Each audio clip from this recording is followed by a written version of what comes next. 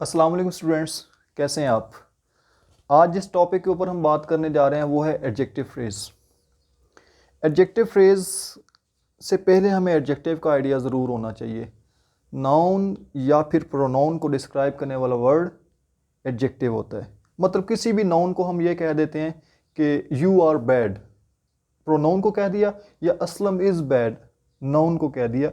वो जो भी क्वालिटी हम किसी को देते हैं, गुड है या बैड है, ये बात की बात है, तो उसको हम एडजेक्टिव कहते हैं। लेकिन एक पूरा फ्रेज नाउन को डिस्क्राइब करेगा तो उसको हम एडजेक्टिव फ्रेज कहेंगे। ठीक है, एडजेक्टिव की कुछ पॉसिबिलिटीज़ हैं, आए उनकी बात करते हैं। चैनल को सब्सक्राइब कर लीजिएगा, बाकी बातें बाद में। आफ्टर लिंकिंग वर्ब, बेटा हमारे पास एक सेंटेंस है, शी सीम्स वेरी एंशियस। वो परेशान दिखती है, क्या उसने कोई एक्शन परफॉर्म किया? जब एक्शन परफॉर्म नहीं होगा तो हम कहेंगे कि वो क्या है, हमारे पास लिंकिंग वर्ब है। सीम्स हो गया, अपीयर हो गया, फील हो गया, टेस्ट हो गया, ये लिंकिंग वर्ब के तौर पर एक्ट करते हैं। अब हमारे पास जो ओ यू एस के ऊपर एंड होता है वो हमेशा एडजेक्टिव होता है, एडजेक्टिव। और एडजेक्टिव को डिस्क्राइब करने वाला क्या होता है? एडवर्ब होता है। Adverb of degree plus adjective of quality, ये कॉम्बिनेशन एडजेक्टिव फ्रेज होगा। Adverb plus adjective. वेरी हो जाए, सो हो जाए, रादर हो जाए, एक्सट्रीमली हो जाए, ये इस तरह के जितने भी वर्ड हैं ये सारे के सारे एडवर्ब ऑफ डिग्री। अब एक बात और जहन में रखनी है, इस लिंकिंग वर्ब के बाद अगर हम वेरी को हटा दें, शी सीम्स एंशियस, बात पूरी होती है। लेकिन अगर एंशियस हटा दें, शी सीम्स वेरी, बात पूरी नहीं होती। तो इसका जो हेड वर्ड है वो ये एडजेक्टिव है। हेड वर्ड वो वर्ड होता है जिसके बगैर वो सेंटेंस स्टैंड नहीं कर सकता। अब यहां पर हेडवर्ड एडजेक्टिव है, जो हेडवर्ड होता है वही फ्रेज होता है। हेडवर्ड एडजेक्टिव है तो एडजेक्टिव फ्रेज, हेडवर्ड नाउन है तो नाउन फ्रेज। मोस्ट ये एक जनरल रूल है, ये मतलब अथेंटिक रूल नहीं है, जनरल रूल है ये। एक और सेंटेंस ले लेते हैं ताकि आपको थोड़ा सा आइडिया और हो जाए एडवर्ब प्लस एडजेक्टिव का और लिंकिंग वर्ब का। He is too weak to walk, वो इतना कमजोर है कि चल नहीं सकता। इसमें इज क्या है? इसमें इज आपके पास लिंकिंग वर्ब है, हेल्पिंग वर्ब तो नहीं ना, किसी मेन वर्ब की हेल्प नहीं कर रहा है। ही इज गोइंग, वो जा रहा है, यहां एक्शन हो रहा है, इज के साथ आगे गोइंग मेन वर्ब है, लेकिन यहां इज के साथ तो ऐसा कुछ नहीं है। ठीक है, इस लिंकिंग वर्ब के बाद आपके पास ये जो फ्रेज पड़ा हुआ है, यहां पर ये एडजेक्टिव फ्रेज है जी। अब यहां पर ये एडजेक्टिव फ्रेज है, कैसे है जी? वीक जो है आपको पता है एडजेक्टिव ऑफ क्वालिटी है, किसी बंदे की क्वालिटी होती है। कितना वीक, एडवर्ब ऑफ डिग्री, ये एडवर्ब हो गया। एडवर्ब प्लस एडजेक्टिव, ऊपर हमने बात की भी है, लिंकिंग वर्ब के बाद एडवर्ब प्लस एडजेक्टिव। अगर इस सेंटेंस में से वीक हटा दिया जाए, जिसको मैं हेड वर्ड कहता हूं कि हेड वर्ड के बगैर वो सेंटेंस स्टैंड नहीं कर सकता, he is too weak to walk, ये वीक हटा दिया, he is too walk, sentence नहीं बना। Clear?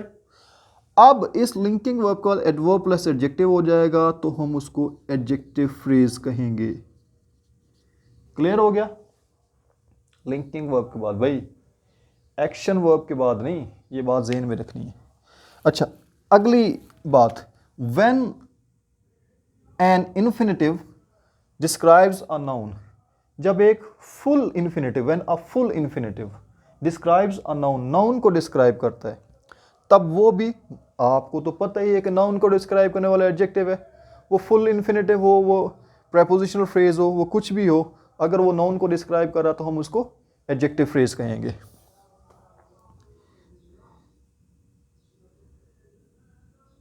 It is a book to read thoroughly. To read thoroughly. Two plus first form, याद रखिएगा टू प्लस फर्स्ट फॉर्म जब आपके पास आएगी तो उसको हम फुल इन्फिनेटिव कहते हैं।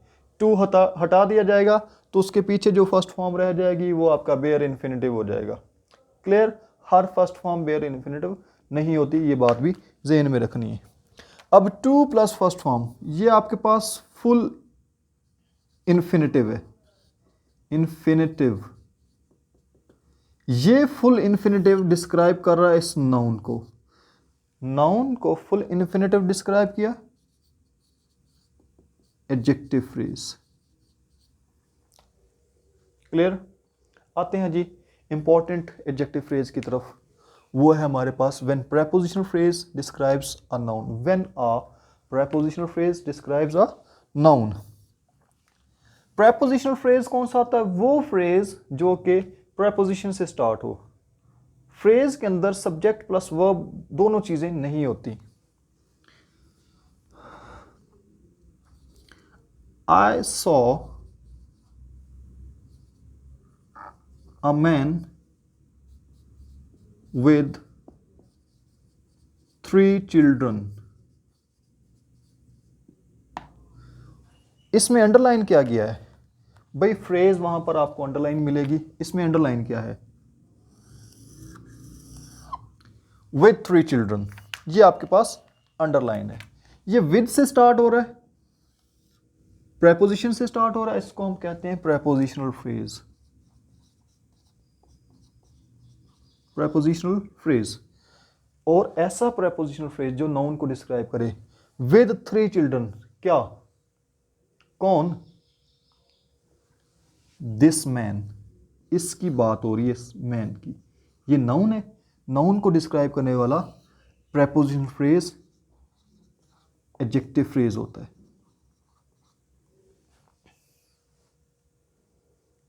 क्लियर? आते हैं इसकी एक और एग्जांपल करते हैं ताकि बात और ज्यादा क्लियर हो जाए। द बॉय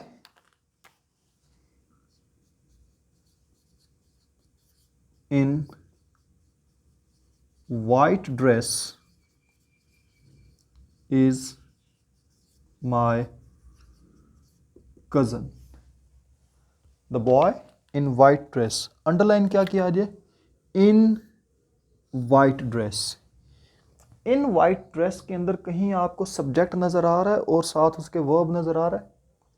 नहीं नजर आ रहा है। जब सब्जेक्ट प्लस वर्ब नहीं है तो फिर ये क्लॉज तो नहीं हो सकती, फिर ये क्या है? ये फ्रेज है। और फ्रेज भी प्रेपोजिशन से स्टार्ट हो रही है, इसको हम कहेंगे prepositional phrase. In white dress, कौन? किसकी बात हो रही है? वाइट ड्रेस में कौन है? This boy. इस नाउन को डिस्क्राइब करने की वजह से ये वाला जो प्रेपोजिशनल फ्रेज है इसको हम कहेंगे कि ये आपके पास एडजेक्टिव फ्रेज है। क्लियर? याद रखिएगा जो हेड वर्ड वाला फार्मूला है वो ऑथेंटिक नहीं है, वो एक जनरल रूल है। अब यहां देख लीजिए, इन वाइट ड्रेस, ड्रेस जो है इसमें आपके पास हेड वर्ड है। अगर ड्रेस को हम कहेंगे कि हटा दें, ये कर दें, वो कर दें, या उसकी बेसिस के ऊपर हम ड्रेस जो है नाउन है इसको हम नाउन फ्रेज कह दें, तो ये तो नाउन फ्रेज नहीं है। प्रेपोजिशनल फ्रेज नाउन को डिस्क्राइब करे या जिसको भी डिस्क्राइब करे या एडजेक्टिव को डिस्क्राइब करे। प्रेपोजिशनल फ्रेज समटाइम एडजेक्टिव को डिस्क्राइब करके एडवर्ब फ्रेज बन जाती है, लेकिन यहां वो नाउन को डिस्क्राइब करिए, नाउन को डिस्क्राइब करने वाला एडजेक्टिव होता है। पूरी फ्रेज नाउन को डिस्क्राइब करिए तो एडजेक्टिव फ्रेज। मैं असल बात करना क्या चाह रहा था, इज यहां पर लिंकिंग वर्ब है, इसके बाद माय कजन, एक नहीं दो वर्ड हैं, फ्रेज बन गई, ये फ्रेज हो गया। अब माय कजन, वैसे भी बेटा मैंने आपको बताया था कि डिटर्मिनर से स्टार्ट होने वाला है। माय से, हिज से, योर से, देयर से, आ से, एन से, दा से, ठीक है, इनसे कोई स्टार्ट हो, या फिर डिमॉन्स्ट्रेटिव एडजेक्टिव जो होते हैं, दिस हो गया, दैट हो गया, दीज हो गया, दोज हो गया, इनसे भी स्टार्ट होने वाला फ्रेज नाउन फ्रेज होता है क्योंकि उनके साथ आगे नाउन लगा होता है।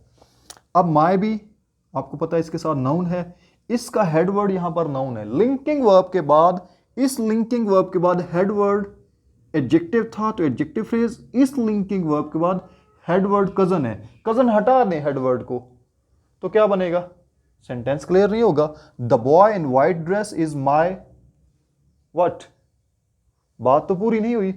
तो वो कजन जो है वो हेड वर्ड है, इज कजन, ये बात कुछ कंप्लीट होती है लेकिन है इनकम्प्लीट, लेकिन ये तो बिल्कुल भी कंप्लीट नहीं है। माई कजन ये नाउन जो हेड वर्ड है, इस फ्रेज को हम कहेंगे ये हमारे पास नाउन फ्रेज है, लेकिन ये दूसरा फ्रेज जो है हमारे पास ये एडजेक्टिव फ्रेज है। इनको समझने के लिए आपका, अगर आप इनको सॉल्व करना चाहते हैं तो याद रखिए कि इनके कॉन्सेप्ट आपको क्लियर होने चाहिए। ये नहीं होता कि कोई एक आपको एग्जांपल मिल जाए तो आप उसी को ही रट लें तो आप कहें कि आपका क्लियर हो गया, नहीं नहीं, इसका कॉन्सेप्ट जब तक आपको क्लियर नहीं होता, एक एक बात के पीछे कोई लॉजिक होती है, वो लॉजिक बाद में आपको कॉन्सेप्ट की सूरत में ही समझ आ सकती है, अदरवाइज़ वो रट्टा जो है वो आपको उस बात पर नहीं पहुंचा सकता जो हमें ज़रूरत है। अपना ख्याल रखिएगा, दुआ में याद रखिएगा। अल्लाह हाफिज़।